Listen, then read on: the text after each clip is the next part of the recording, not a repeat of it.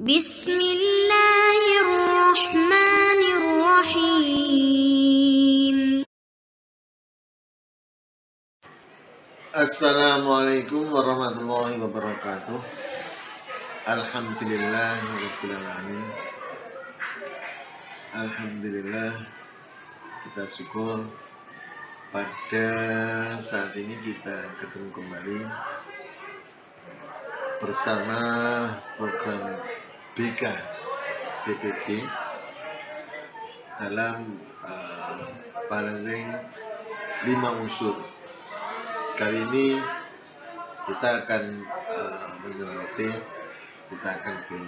bersama tentang bagaimana mendidik, melakukan pendekatan dengan anak-anak kita yang sudah remaja, sehingga kita dalam mendidik kemandiriannya nanti lebih mudah, ya. Maka itu kita ada beberapa hal yang harus kita lakukan, kita perhatikan dalam mendidik remaja maupun pra-remaja, ya. Dan mendidik remaja maupun pra-remaja, yang pertama adalah hendaknya kita menjadi pendengar yang baik. Anak-anak yang sudah mulai remaja tentu ingin orang tua dijadikan sebagai teman, ingin menjadikan orang tua jadi teman curhat kegalauannya, gejolak hati, kesulitan dan ketidakpahamannya tentang kehidupan ini, ya. Dia menginginkan ada pendamping, ya. Salah satunya adalah orang tua. Jangan sampai di rumah tidak ada orang yang jadi pendengar baik bagi anaknya, ya.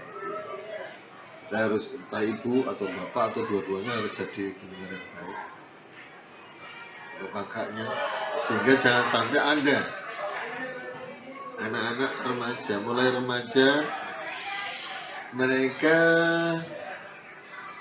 malah cari orang di luar dari keluarga. Mereka curhat, mereka galau di hadapan orang lain. Nah, tentu dalam nanti pemecahan masalahnya akan berbeda, ya, ketika berhadapan dengan orang tua. Maka inilah pentingnya mengapa orang tua belajar menjadi pendengar baik. Ketika anak-anak kita sudah mulai melakukan pelampiasan maupun bercerita, ya, jangan sampai menghakimi atau menyalahkan, ya, sehingga menjadikan mereka takut suatu saat nanti dia tidak mau lagi akan cerita, ya, begitu. Maka pada saat jadi pendengar ini, ingatkan dan jangan lagi. Kalau mereka menginginkan, anak-anak kita ingin pemecahan masalah, ya kita pecahkan. Jangan-jangan belum selesai cerita, kamu masalah ini, kamu harusnya begini dan sebagainya. Ya, kita harus sabar belajar. Ini yang pertama. Ya, selanjutnya juga bahwa kita sebagai orang tua tetap menghormati privasi anak. Anak-anak remaja ini tentu sudah bukan lagi sebagai anak. Mereka ada hal-hal yang sifatnya privasi, ya.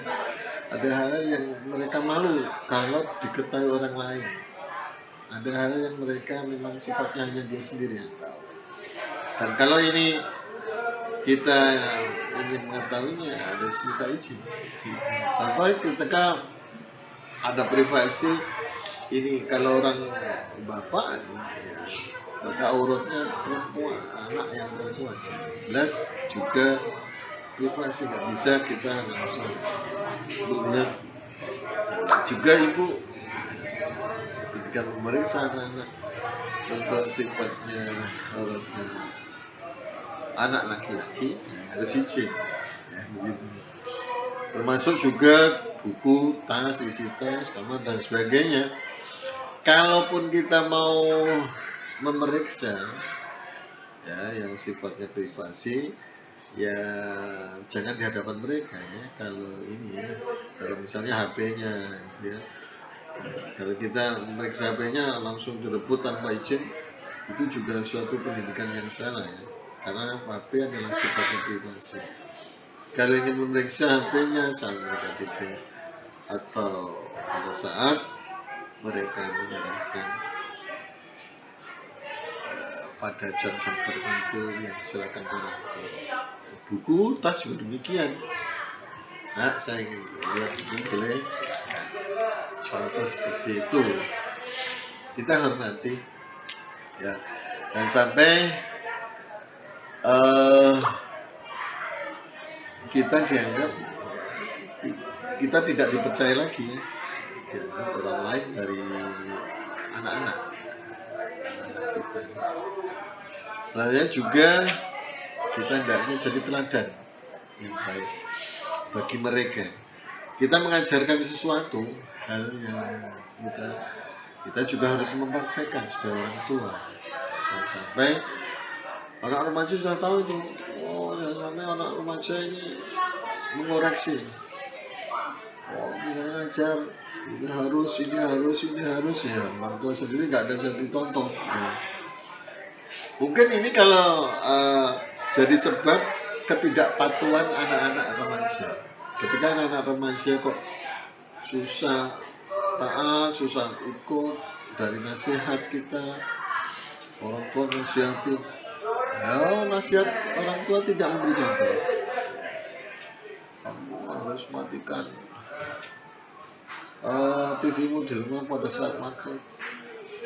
Kamu harus matikan HP-mu pada saat tidur. Orang tua tidak memberi contoh, maka teladan didikannya dan nasihatnya tidak akan didengar. Maka ketika ada anak-anak kita kok susah dinasihati, coba lihat diri sendiri. Orang tua perlu melihat diri sendiri. Apakah saya sudah jadi teladan ya? Apakah ini yang saya didikkan ini saya sudah melakukan semuanya ya, gitu ya. Nah, ini.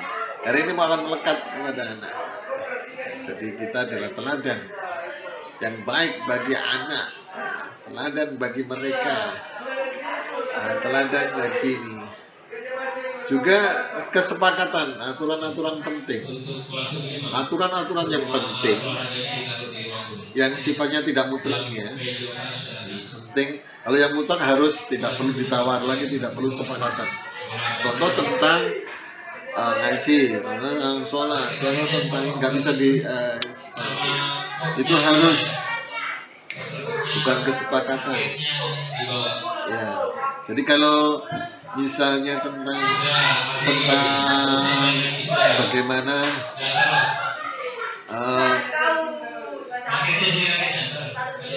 saat izin mengaji disepakati anak-anak kalian ketika ada waktu ngaji kemudian ada kesibukan, izinnya tidak hanya ke pengurus tapi orang tua harus dikasih tahu. Bapak harus tahu kalau kamu izin. Contoh begitu. Loh, saya di pondok ini ada kesibukan. Nah, itu adalah aturan-aturan penting ya, aturan penting ketika contoh juga bagaimana seorang perempuan, remaja perempuan, disepakati jam 10 harus di rumah. Ketika jam 10 belum di rumah, harus izin contoh keluar ke manapun, jam berapapun harus izin untuk perempuan. Contoh seperti itu. Laki-laki jam 11, remaja laki-laki jam 11, di atas itu harus izin orang tua. Contoh seperti itu. Ini hal-hal aturan penting. Juga termasuk mereka belanja di atas 500.000 dengan uangmu sendiri, harus izin orang tua. Contoh seperti itu. Juga termasuk kesepakatan aturan-aturan penting. Dan ini kita lakukan agar mereka ketika mentaati aturan itu tidak terpaksa, merasa tidak terpaksa, karena aturan itu milik mereka juga. Jangan sampai aturan itu hanya orang tua yang memilikinya, seperti itu. Jadi itu perlu tidak kalah pentingnya juga ya, kita harus tetap memberikan motivasi untuk cita-citanya, baik yang di rumah maupun yang ada di pondok ya. Kita jangan sampai malah melakukan sesuatu yang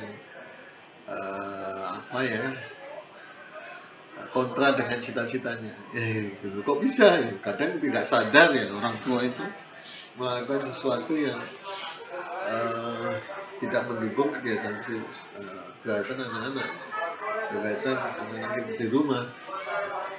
Memberikan motivasi ini perlu, mengingatkan tujuan-tujuan mereka, mengingatkan kamu tuh seperti ini, itu harus sekian, kamu agamanya targetmu sudah dapat belum. Mereka kalau udah SMA 3 tahun lagi, karena sudah kuliah dan sebagainya, ini harus diingatkan terus, karena anak-anak ini sering lupa. Ini biasa ya di pondok, ketika kita memberikan bimbingan ini, anak-anak itu lupa dengan satu hal ini seperti ini ya. Cita-citanya lupa dengan apa tujuan mereka ya. Orang tua yang biasa tidak sadar melibatkan anak-anak, kegiatan di rumah, mereka libatkan untuk di pondok ya. Atau kegiatan-kegiatan misalnya panennya atau di rumah, mereka masih 1 bulan sudah dikasih tahu, 1 bulan depan nanti kok aja panen. Nah pas panen izin di pondok gak diizini, wah kan repot jadi stres anak-anak. Yang kedua, anak-anak akan terganggu ininya. Nah, itu salah satu contoh orang tua tidak memberikan motivasi yang benar, atau memotivasi yang salah. Contohnya begini, anak-anak ke pondok, mereka pulang, mereka dimotivasi dengan materi, dengan memberikan sesuatu yang fasilitas yang berlebih, masalah yang berlebih ya, enak-enakan, tidak di luar biasakan ya, tidak biasa-biasa dalam kehidupannya, sehingga anak-anak membandingkan kehidupan di pondok dengan kehidupan di rumah. Saya enak di rumah ya, di rumah itu dimanjakan, di rumah itu selalu seperti ini ya.